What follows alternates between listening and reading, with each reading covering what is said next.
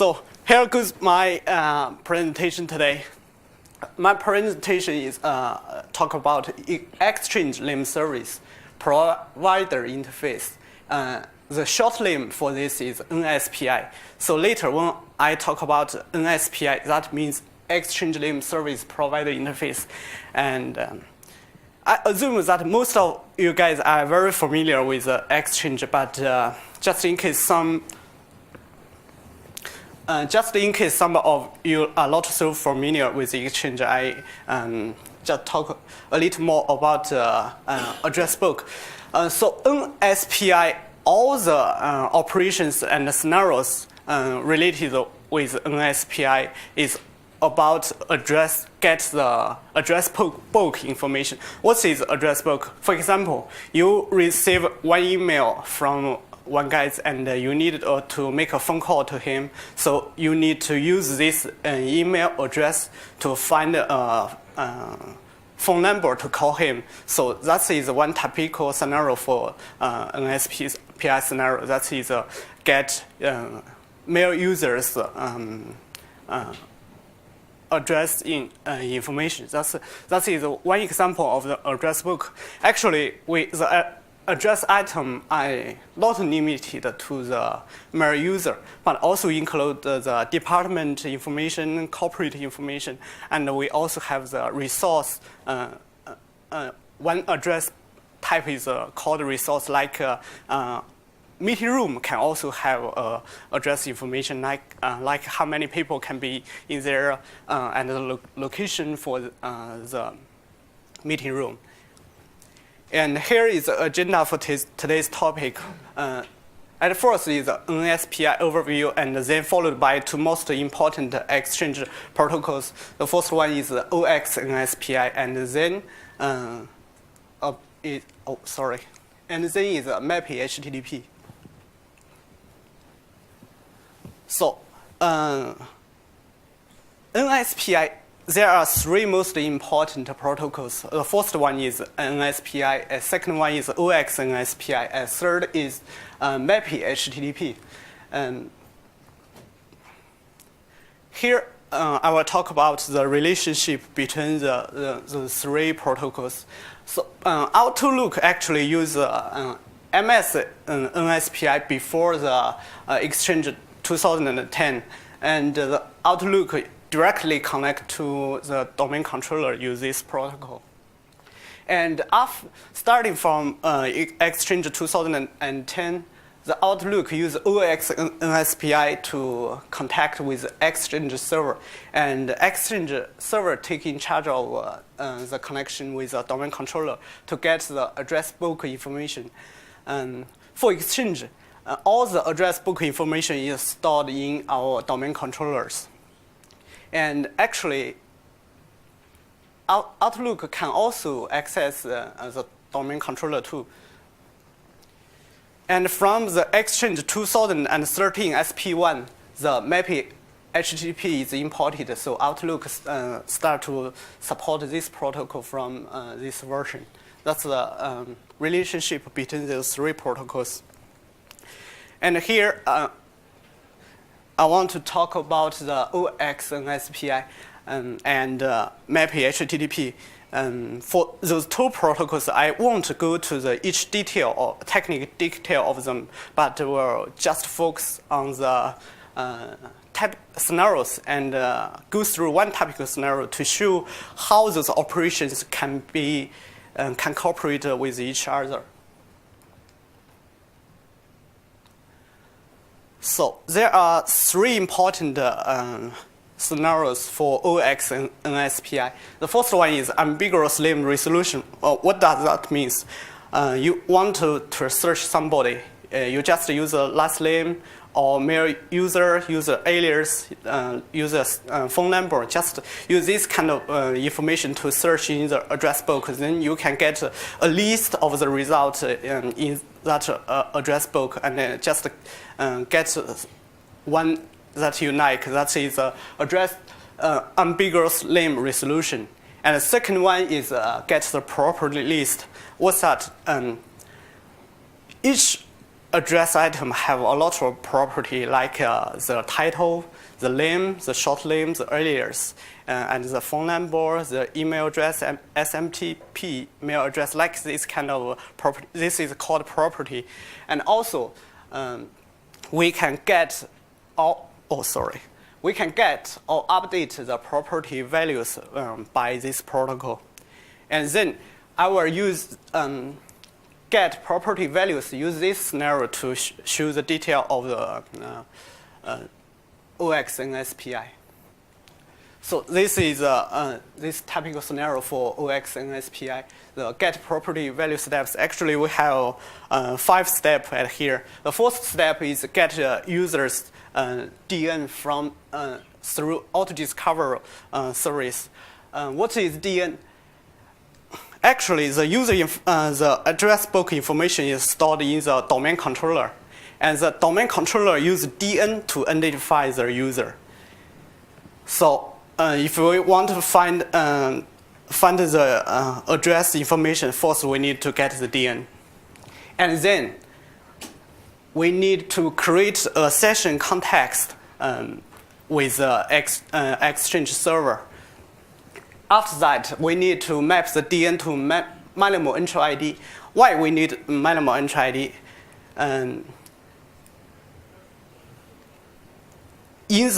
Inside the address book, the address actually is identified by the minimal entry ID, but in the AD, it's identified by the DN. So we need to map it here. So that's why we need the third step, map the DN to the minimal entry ID.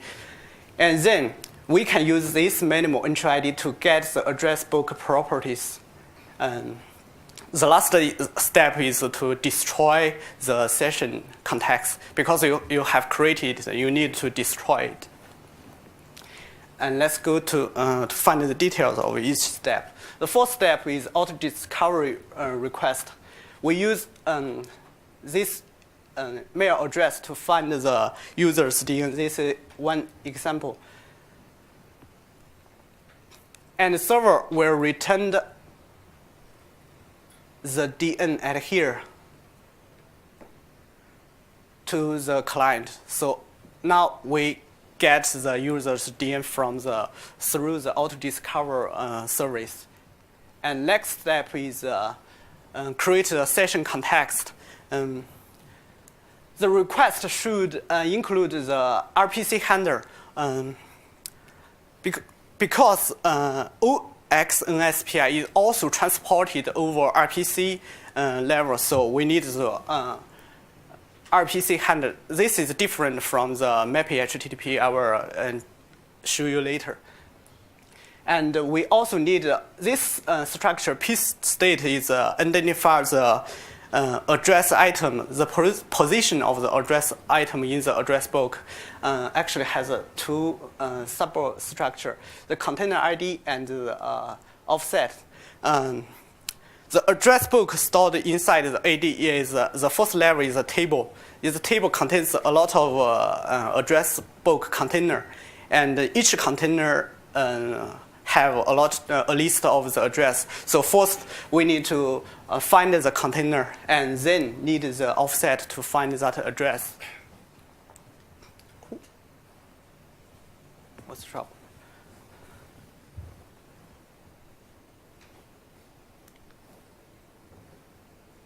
Okay.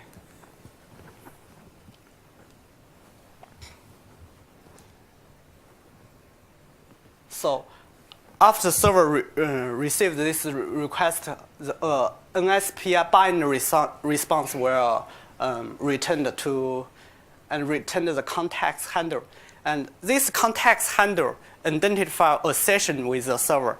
All the continued operations should include this container handler inside. So the third step is map the DN to the minimal entry ID. It's simple, just use NSPI DN to MID request. Include the context handler and include the DN we get from the first step to get the response. And server will respond a list of the entry ID. Actually, for this example, this list only contains one item, and the server will return array contains only one minimal entry ID. And the fourth step is to get the property values use this minimal entry ID. Of course, first we need to include the context handler, and then include the p-state, which identifies the position of this address item, and also the minimal entry ID we get from the third steps, and also the tags. What's the tags? The tags means which property value you want to get. So that's the tag. And here we use a tag title. So the response will return the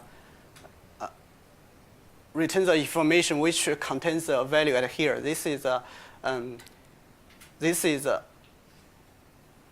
tag for title, and this is a value for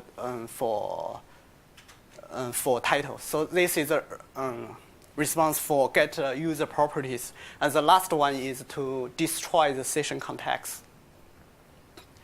The request only need to know the context handler. Just let the server know which context you need to destroy, and then the response will choose the context handler equals null to identify this session has already been destroyed.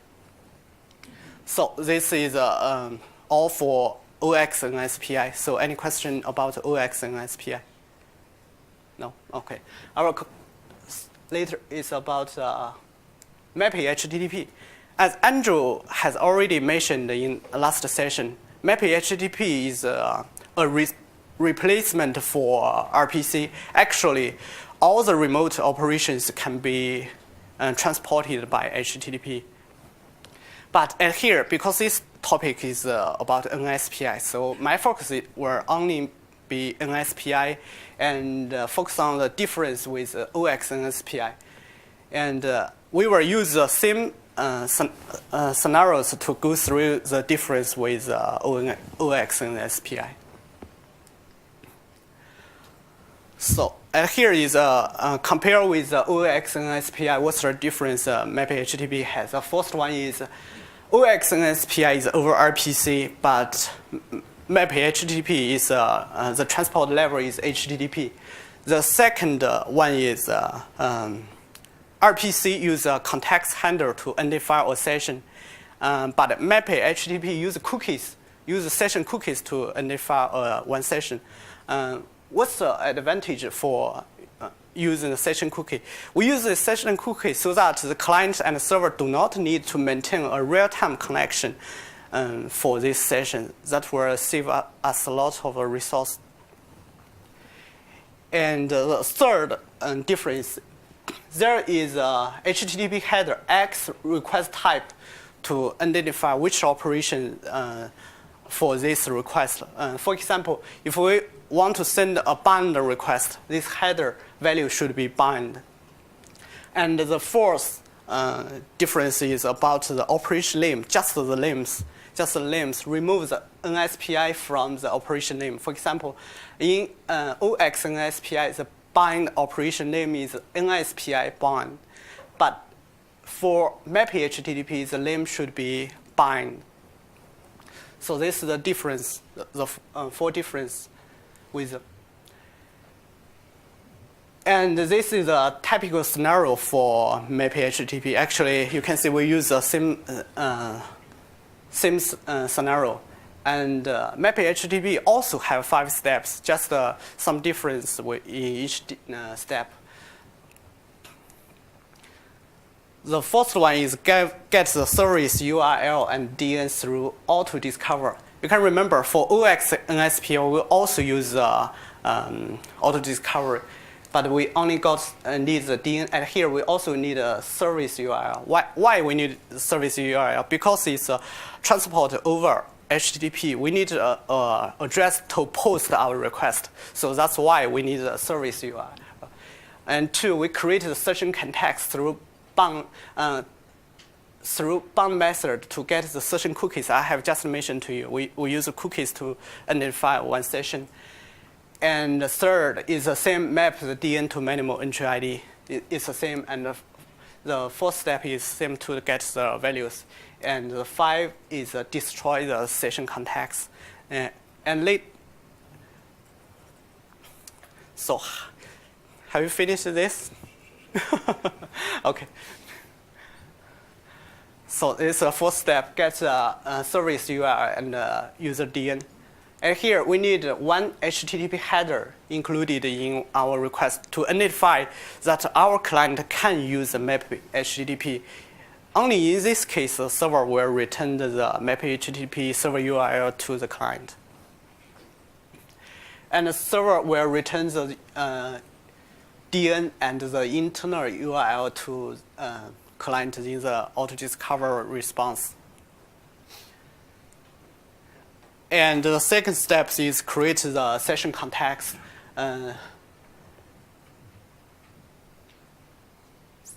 Those 3 HTTP headers are very important. The first one is content type. It should be application map HTTP, or the request will be rejected. And the request type, as I mentioned in the difference with OXNSPI, contains the name for the operation name for the request. And here, this is a bind request. And the request ID is a unique is an identifier for the request. Actually, this ID should be the same for one pair of request and response. And the server will respond to the bind request to return the cookies, so that we to show we have already created this session contain 2 parts. One is a context for mapping, and the second is a message sequence number for the mapping. And the 3 step is map DN to minimal entry ID. Actually, the message content is almost the same, just the header and the cookies is different. You can see it here, we just use the names to include our DN at here, and we use the cookies we got from the second step and send a request. The server will return the minimal entry IDs to us.